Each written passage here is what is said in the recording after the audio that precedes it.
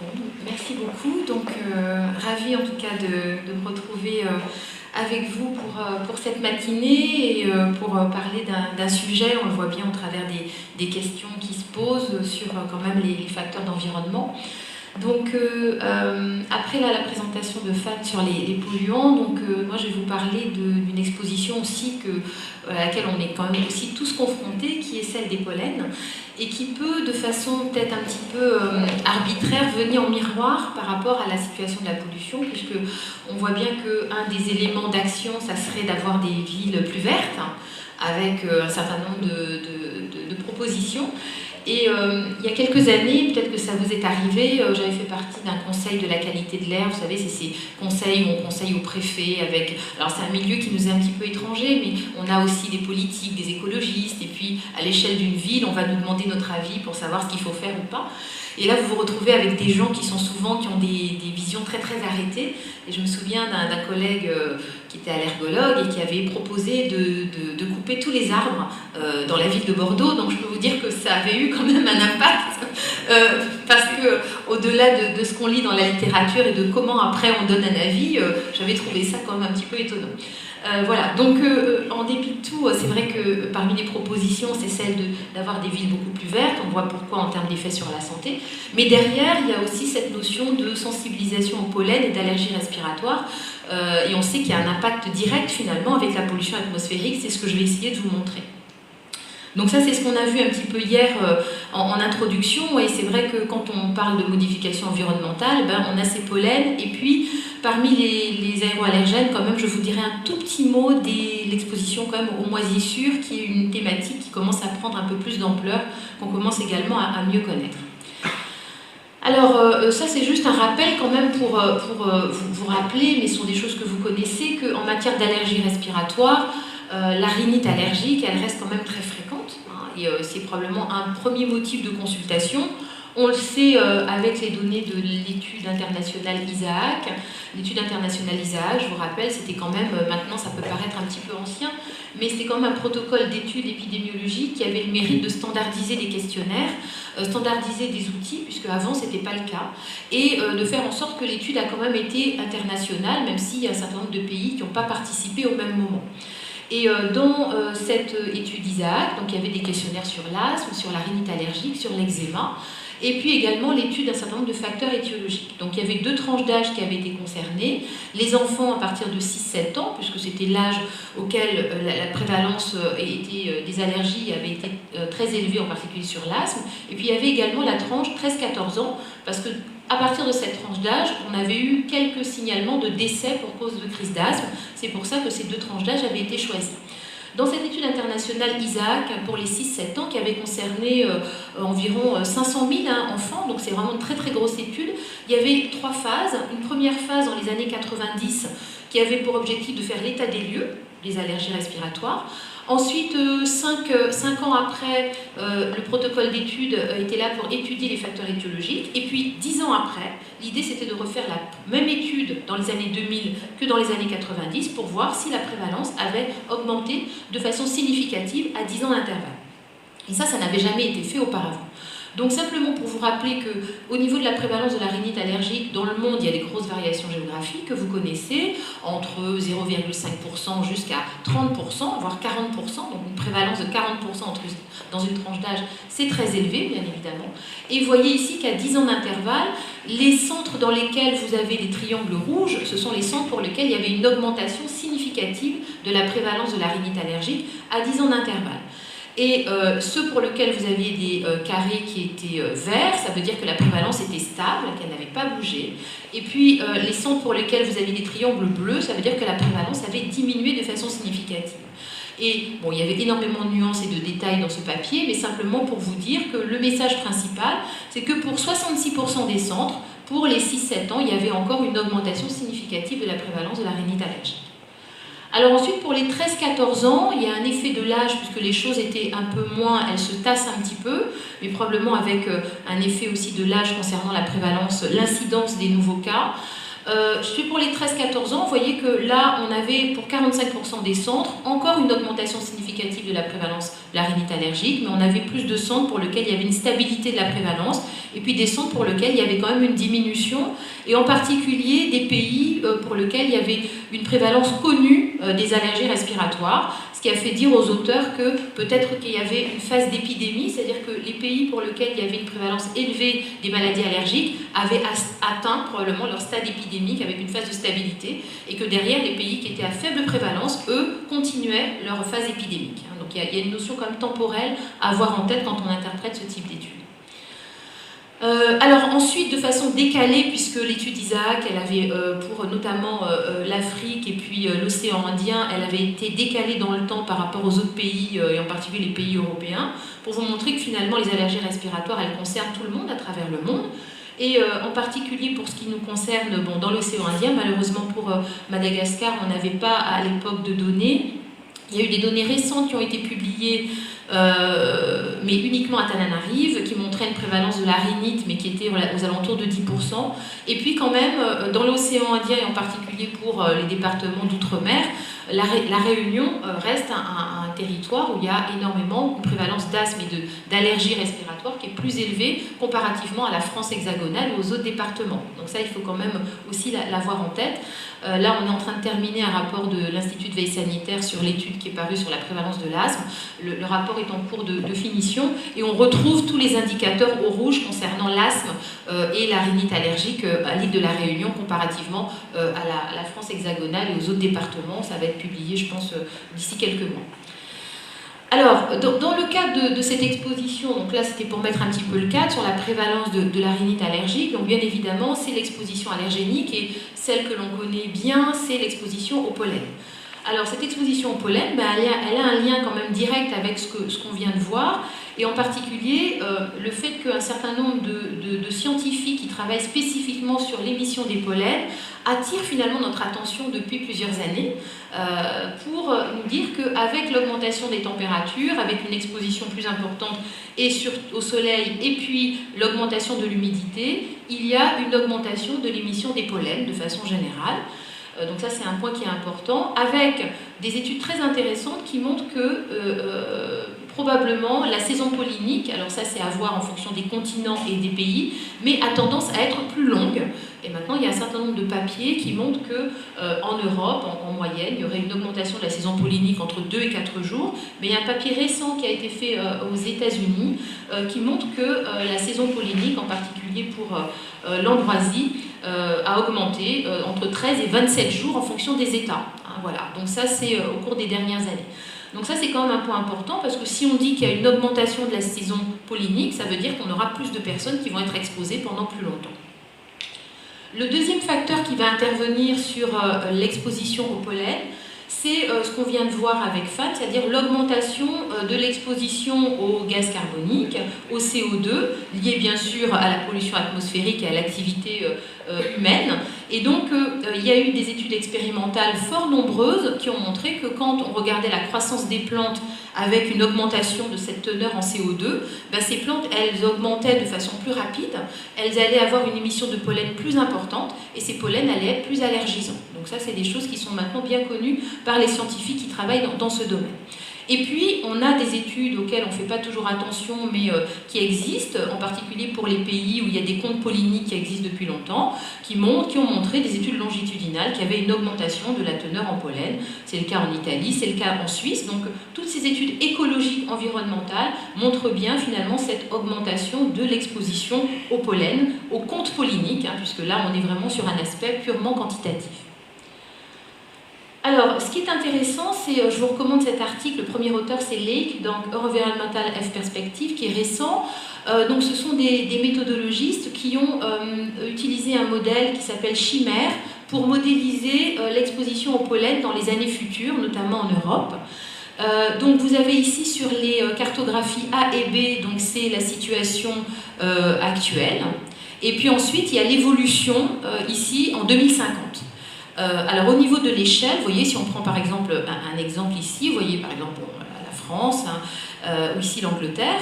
Vous voyez que globalement, on serait sur finalement des expositions polliniques qui seraient relativement faibles. Et si on regarde ici en 2050, vous voyez que tout de suite, par rapport à la colorimétrie, donc globalement, ils ont modélisé plusieurs paramètres dans leur modèle. Ils ont modélisé, bien sûr, la situation actuelle avec le nombre de pollen liés à l'ambroisie. Ils ont pris en compte la croissance de la plante, les données météo, l'augmentation de la température, etc., etc. Et ils sont arrivés à ce type de modélisation. Et il y en a maintenant plusieurs qui vont en tout cas dans le même sens, même si on peut peut-être, même s'ils ont utilisé des modèles mathématiques qui sont un peu différents.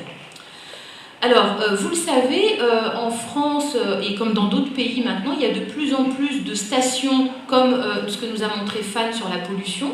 On peut faire le même miroir sur l'exposition au pollen. Donc il y a des stations. Alors après, les stations sont probablement moins fréquentes et couvrent moins le territoire que ce qui existe en matière de pollution.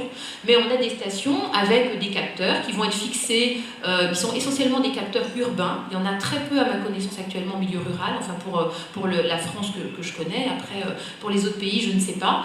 Mais en tout cas, on est finalement maintenant de plus en plus aussi sur cette même approche méthodologique d'exposition, comme pour la pollution atmosphérique.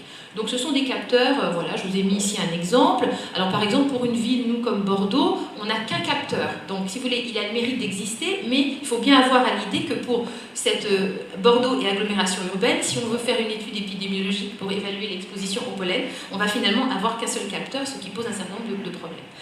Alors, quoi qu'il en soit, c'est différent. Voilà, je vous ai mis la cartographie pour vous montrer la couverture du territoire, mais vous voyez ici qu'il y a un certain nombre de territoires qui sont manquants, puisque, en particulier pour les territoires d'outre-mer, il y a eu des expérimentations de capteurs, mais sur des durées courtes, mais on n'a pas de monitoring continu, comme ce qui peut exister au niveau de la France hexagonale.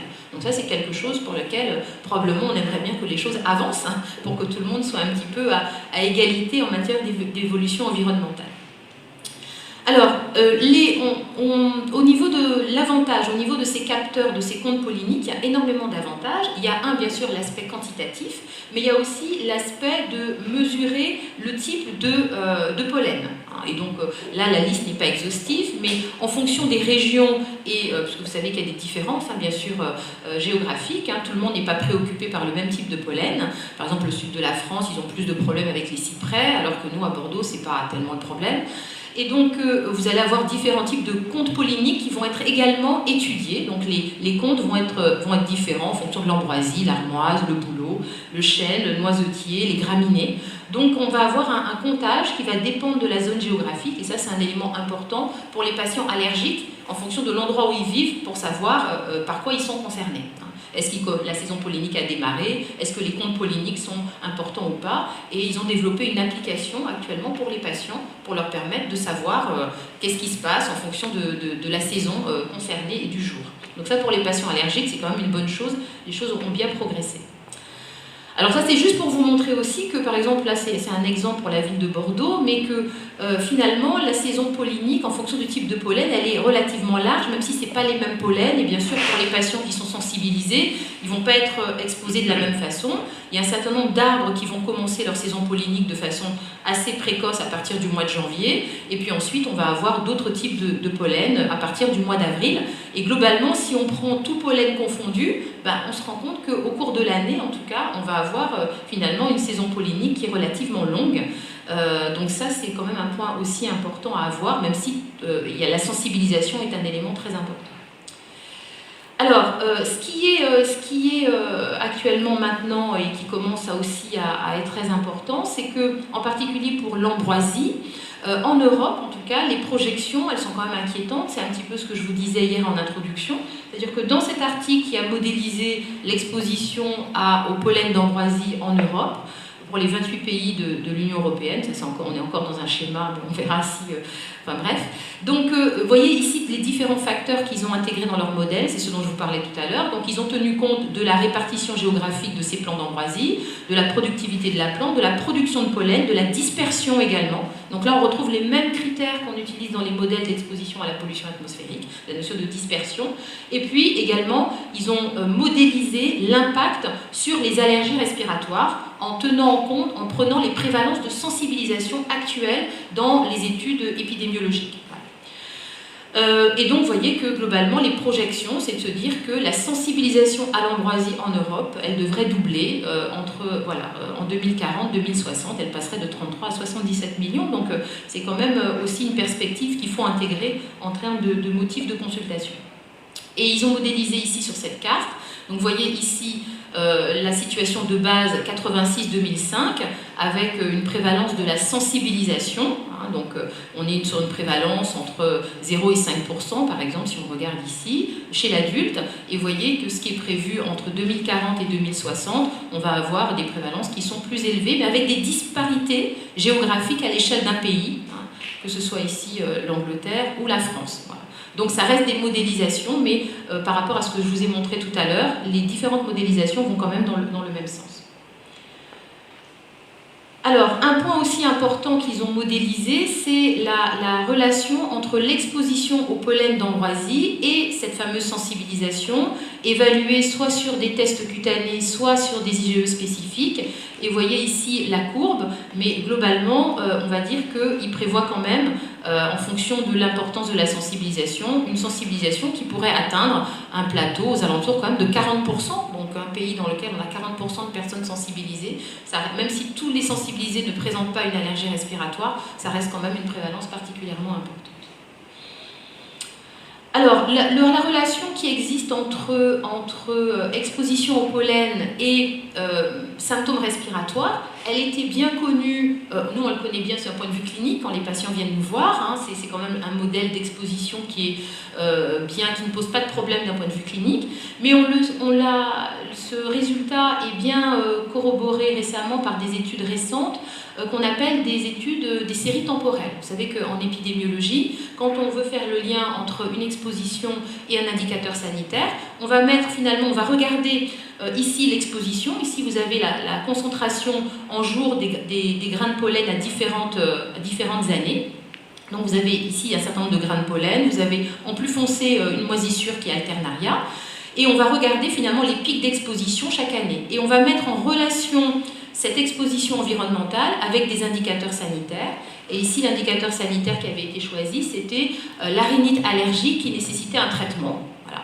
Donc ils ont séparé ensuite en fonction du sexe les hommes et les femmes, en fonction de l'âge, mais peu importe, vous voyez que globalement, ce que l'on voit, c'est le propre de cette méthodologie qui est les séries temporelles, c'est de voir que quand on a une exposition importante, ça coïncide avec un indicateur sanitaire, de façon assez jolie. Voilà, ça c'est tout à fait typique des séries temporelles.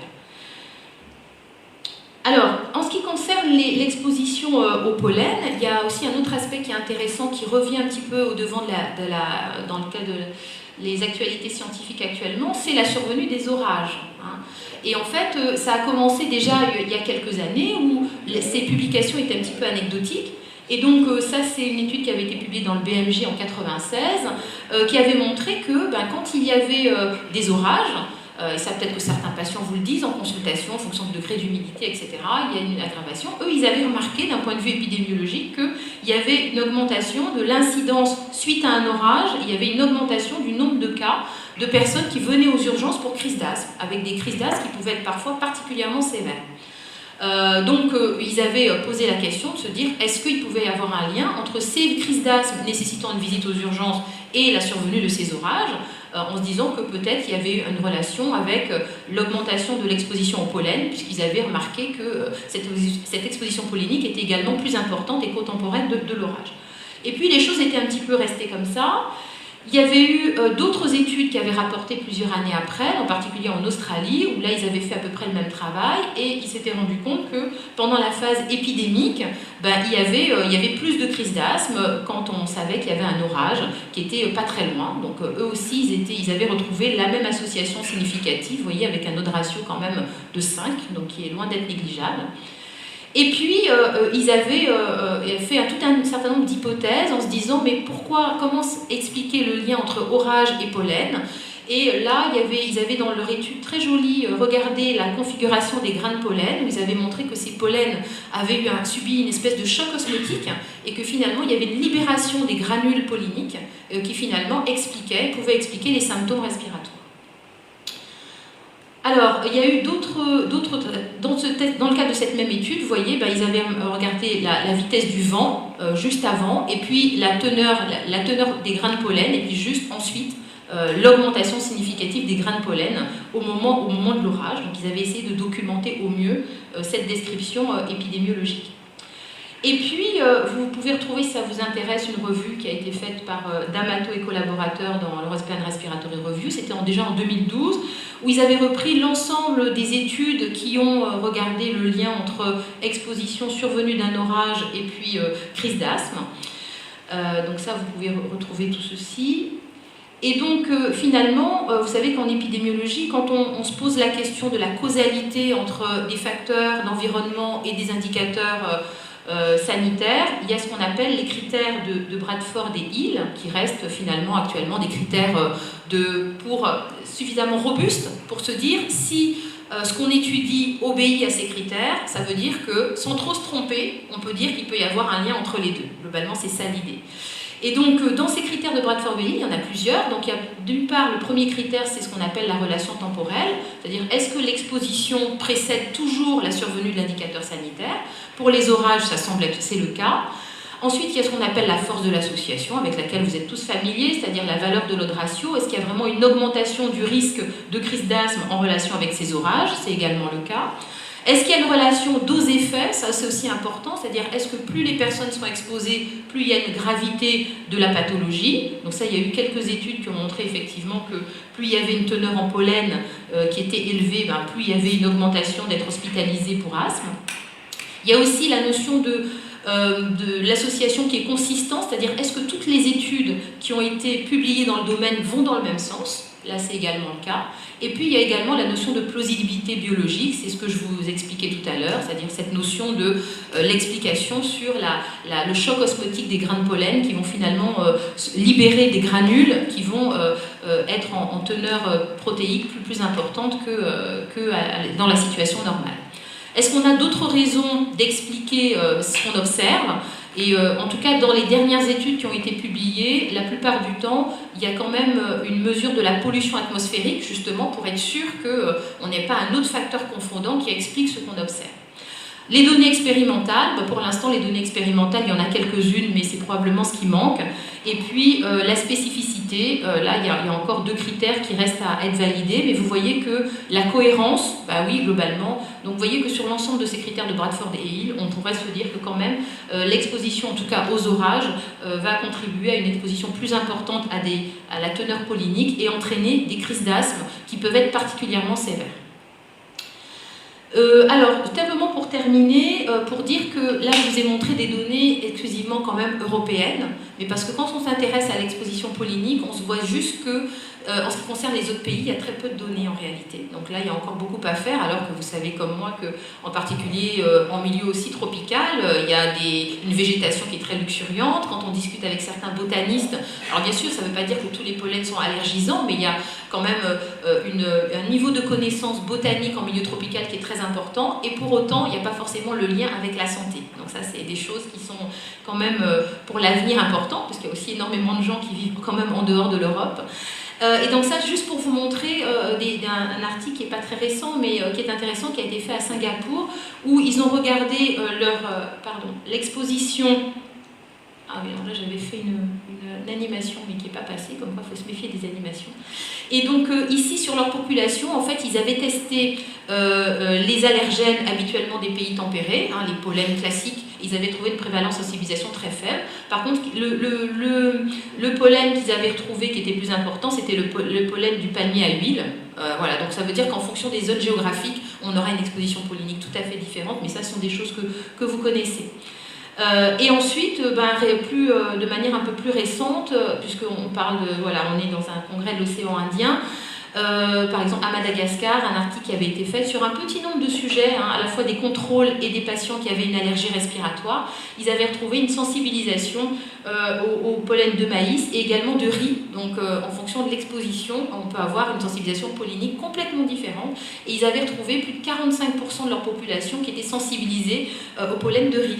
Voilà. Donc, et par contre, quand ils avaient testé les autres pollens de pays tempérés, ils ne retrouvaient pas non plus du tout la même chose. C'est un travail qui a été fait avec l'Institut Pasteur. Donc ça c'est aussi important si on envisage des collaborations scientifiques pour évaluer l'exposition pollinique. Il va falloir vraiment tenir compte de l'exposition de chaque centre en zone géographique.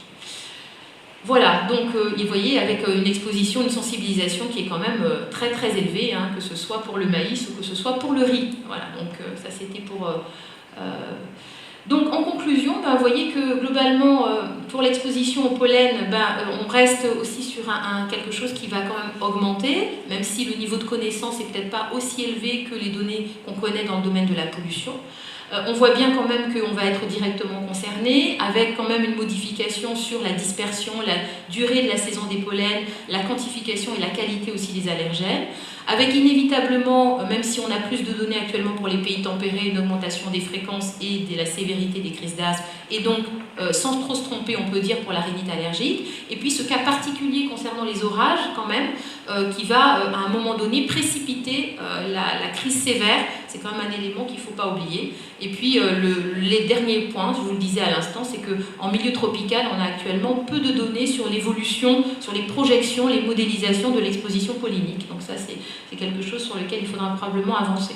Et comme je vous le disais un petit peu hier, c'est que là, le ministère des Outre-mer a saisi le ministère de la Santé, justement pour qu'il y ait un début de travail, et donc il y a un groupe de travail qui a été constitué sous l'égide de l'ANSES pour justement essayer de travailler à une meilleure amélioration de l'exposition environnementale et des pollens, mais dans les départements et territoires d'outre-mer, ce qui actuellement n'existait pas du tout. Donc on va continuer à travailler dans ce domaine. Voilà, je vous remercie.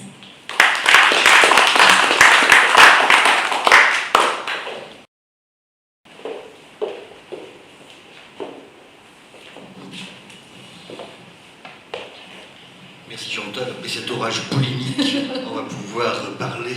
Alors il y a sûrement des questions. Oui, Philippe. Merci infiniment Chantal. J'ai une question sur les aspects un peu modernes ou bobos, je ne sais pas. Par exemple, dans mon jardin à Dijon, j'ai planté il y a quelques années un olivier dont je suis très content, mais je fais quelque chose de probablement pas très bien. J'instaure un nouveau pollen, ou je participe à l'instauration d'un nouveau pollen dans une région qui n'a... On a des données sur ça, Oui, alors effectivement, il y a une étude, alors je ne l'ai pas rajoutée là, je ne voulais pas trop surcharger le topo, mais il y a une étude très intéressante qui a été faite en Allemagne, où justement ils ont regardé deux zones, la Bavière et puis une autre région d'Allemagne. Ils ont regardé la prévalence de sensibilisation par rapport au pollen habituel et justement la prévalence de la sensibilisation au pollen d'olivier. Et de façon non surprenante, ils s'y attendaient pas, puisque dans la région, dans une des régions, il n'y a pas de plantation d'olivier. Et en fait, à cause de ce que tu dis là, justement, ils ont regardé dans leur questionnaire pour essayer de comprendre pourquoi dans une région, il y avait un petit pourcentage pour l'instant de personnes sensibilisées au pollen d'olive. Ils se sont rendus compte que ce n'était pas négligeable et que effectivement la sensibilisation s'était faite probablement par l'achat comme ça, de façon personnelle d'olivier. Et donc ils disent que leur conclusion, c'est-à-dire qu'il faut maintenant intégrer ça aussi quand on va faire des batteries un petit peu standards, de se dire qu'on ne regarde pas simplement à l'échelle d'un pays ou d'une ville en se disant ces pollens n'existent pas parce qu'il n'y a pas de plantation, etc. Mais que le fait que les personnes comme ça achètent des arbres plus ou moins exotiques, entre guillemets, mais qui ne sont pas de l'habitat habituel, doit faire reconsidérer l'évaluation de la sensibilisation. Donc ça c'est quelque chose, on commence à avoir quelques données là-dessus. Pascal Pascal, c'est à gauche. C'est à gauche.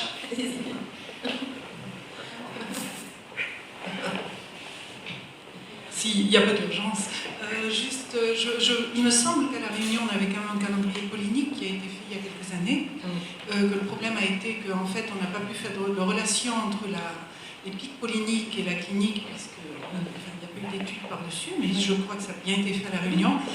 Et il me semblait que jusque dernièrement, l'Office réunionnais de l'air avait des capteurs et faisait des décomptes de pollen. Alors je sais pas, je sais que l'année dernière, ils le faisaient encore.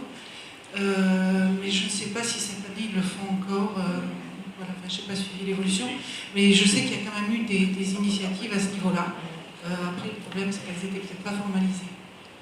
Oui, alors ce que vous signalez, nous on l'a connu aussi pour la Guadeloupe ou la Martinique, c'est-à-dire qu'à un moment donné, on a des gens qui sont intéressés, qui se disent bon, il faudrait faire quelque chose parce que les botanistes en parallèle, effectivement, ont déjà fait ces cartographies, mais on n'est pas dans une évaluation routinière comme avec le RNSA où les patients peuvent se connecter et voir aujourd'hui à l'île de la Réunion quelle est la teneur en pollen, qu'est-ce qui prédomine, est-ce que c'est les pollens de litchi mais c'est pas la période, de manguier, vous voyez. Donc l'idée ce n'est pas de dire qu'il n'y a rien eu de fait, il y a eu des petites expériences qui ont le mérite d'exister, mais on a quand même du retard par rapport à ce qui se fait ailleurs et l'idée c'est de plus avoir un monitoring d'exposition qui soit continu et qui nous permette de faire finalement des études bien faites. J'entends bien, mais je voulais savoir si ça avait été acté. C'est ça qu'on a eu nous aux Antilles, en Guadeloupe, on a fait le plan de polémique, on a eu plein de pollen qui venaient de l'Afrique, du Sahara, et bon, qui sont importés chez nous en Guadeloupe. Des fois, ça donne des manifestations, donc nous n'avons pas pu faire le lien entre le pollen de faune locale et les manifestations cliniques.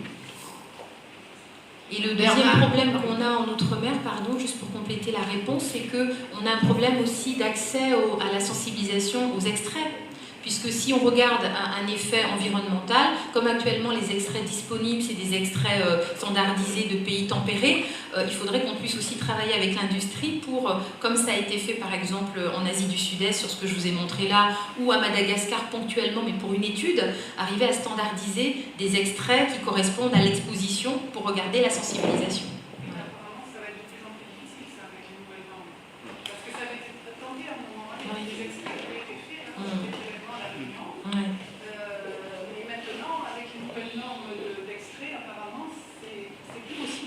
Donc en fait...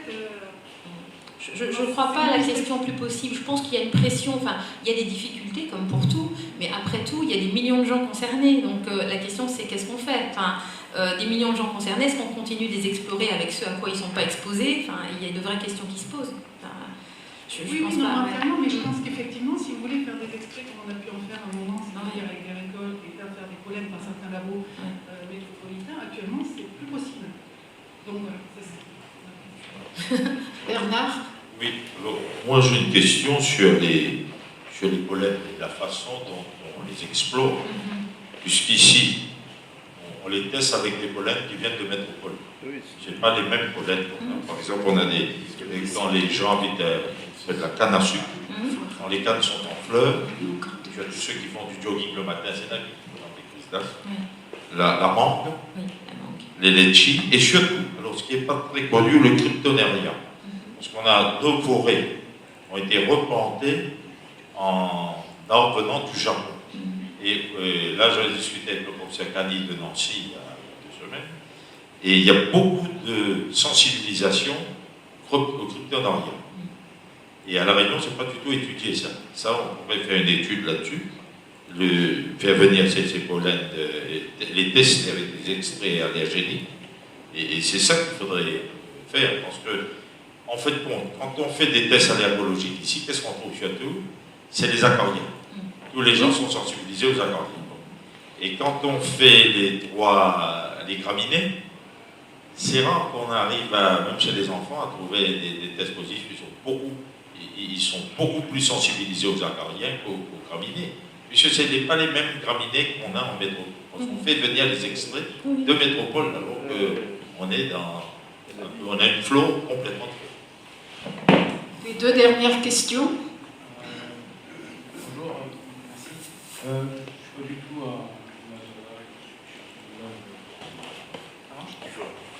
Allô? Oui, Ça marche. donc j'ai une question tout à fait banale. Il y a de plus en plus de potagers en ville. Et je voulais savoir si c'est un début, hein, il va y avoir une augmentation probablement de cette mode, qui est à juste titre intéressante. Mais est-ce que le fait de mettre des potagers en ville dans un climat un petit peu pollué, est-ce qu'il va y avoir aussi une interaction? Est-ce qu'on ne peut pas évoquer un danger potentiel? Je pense que la question, effectivement, on ne peut pas l'éluder. Après, aujourd'hui, je ne pense pas qu'on puisse vraiment répondre formellement à cette question. Enfin, je n'ai pas vu d'études qui... Voilà. Mais effectivement, c'est dans le... C'est une possibilité. Bon, Claude. C'est fini pour toi. Oui, terminé. Claude. Bon, moi je vais prendre quelques minutes. C'est pas vraiment une question, c'est une constatation. Sur de Mayotte et je suis établi depuis 2013. Donc effectivement, j'ai constaté la plupart des gens après un séjour en Europe reviennent et présentent une augmentation de leur fréquence de crise d'asthme et avec une sévérité plus importante et un séjour en réanimation beaucoup plus facile. Et le temps ombrageux dont vous parliez, ça je l'ai constaté dernière consultation octobre-novembre, et effectivement, ils me disent eux-mêmes, quand je sens que le temps va changer, je deviens ombrageux, je me sens pas bien.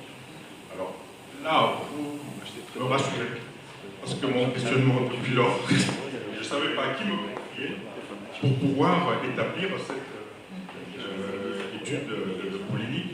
Donc je suis très content de la mise en place de cette commission d'études au niveau.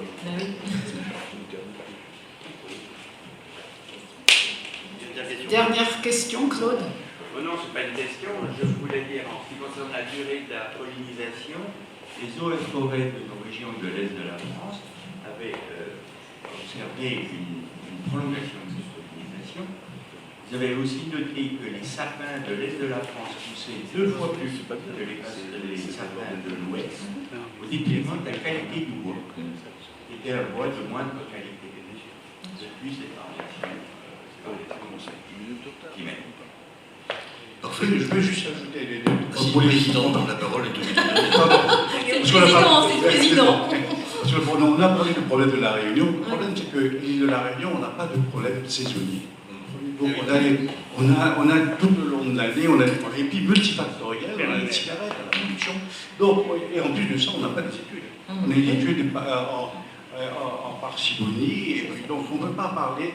Moi je trouve, enfin, depuis le temps que je suis un ancien élève de Madame de Poli, en fait, la carrière c'est un véritable problème. Ça pour la Réunion, quand on voit quelquefois plus de 20%, c'est important. Mais en ce qui concerne les pollens, il y a beaucoup de travail à faire. Donc je ne peux pas venir dire, voilà, maintenant c'est tel pollen, je crois qu'il fait un travail sérieux, mais en prenant tous les acteurs pour pouvoir comprendre tout ça.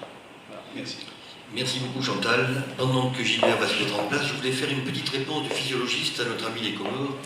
Je pense qu'il y a un problème d'hyperréactivité bronchique non spécifique qui est typiquement tropical. On l'a très étudié à Abidjan, quand j'y étais il y a 30 ans maintenant. Il y a une chute, il y a une hyperréactivité qui est extrêmement importante. Très simple. Vous mettez l'acétylcholine, vous avez 35% des personnes tout venant qui vont avoir une chute du VMS uniquement liée à l'hygrométrie. Donc quand vous avez quelqu'un qui arrive dans le tempéré, qui arrive dans une zone tropicale humide, il va se retrouver en situation d'hyperactivité bronchique non spécifique et n'importe quoi va pouvoir suragir.